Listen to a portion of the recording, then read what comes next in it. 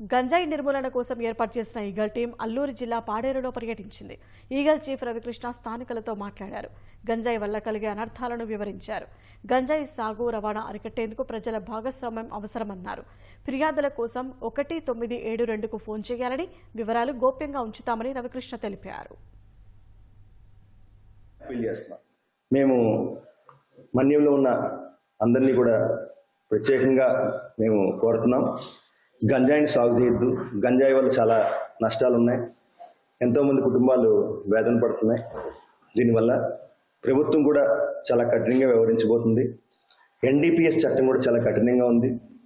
మనకి ASR జిల్లాలో చాలామంది ఈ గంజాయి అమ్మడం ద్వారా, తరలించడం ద్వారా ఎంతోమంది ఈరోజు మనకి వైజాగ్ జైల్లో ఉండడం జరిగింది. గంజాయిని స్వచ్ఛందంగా వాళ్ళే ఎక్కడైనా గుర్తించినా సరే దాన్ని గిరిజన బిడ్డలందరూ కూడా దాన్ని ధ్వంసం చేయాల్సిందిగా ఈగల్ తరఫున ప్రత్యేకంగా అప్పీల్ చేస్తున్నాం.